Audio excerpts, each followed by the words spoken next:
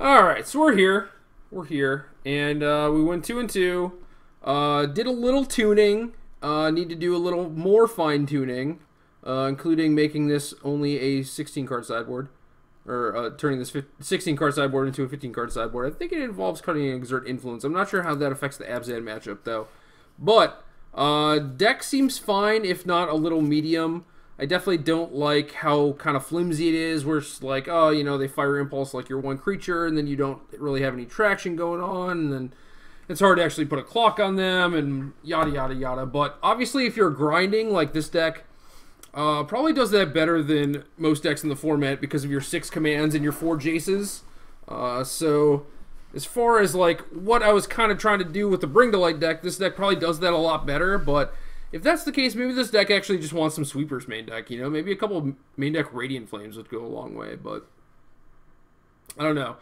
Radiant Flames is fine against the Sandblack deck, but certainly not the end-all, be-all, just because of there are things like Wingmate Rock, Secure the Waste, and even Retreat to Emeria, where, you know, you can sweep them once or whatever, they don't really care. That deck is just very resilient to removal in general, so I'm probably going to start looking at that deck next. That deck definitely intrigues me.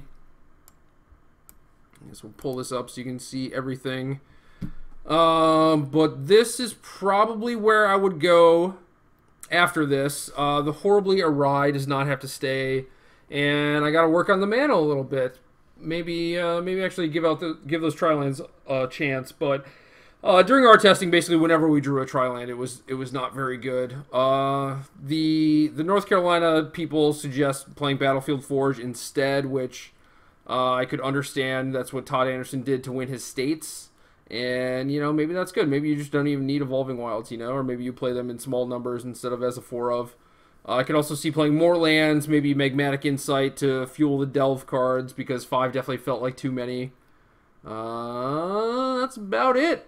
So this was my first post-Pro Tour, you know, trying to try out the decks that did well at the PT. My deck certainly did not, so for all you Mardu folks out there, I'm sorry. I did not do you proud. But yeah, Jeskai is definitely a deck, or Jeskai Mardu, Jeskai Black, whatever you want to call this thing, but a lot of options, man. So many options. So you kind of get to do whatever you want, which I guess is great, but then at the end of the day, it's like, you know, you can never really tell if your decisions are right or not, just because it's like things could have gone so many different ways. You never really know. So it is not easy. It is certainly very difficult, but if you're okay just being like, you know what, these are the cards I want to play, I hope it all works out, then that is awesome, because I can't do that. I'm like so hyper focused on trying to figure out like the best configuration and stuff that especially for this standard format, it might just drive me crazy, because I don't know if I'll ever be able to figure it out for certain decks at least. But yeah, I like this deck, the look of this deck. Need to do some more testing against the Sandblack deck to see if my 2 Cubs and 2 Virulent Plagues are enough.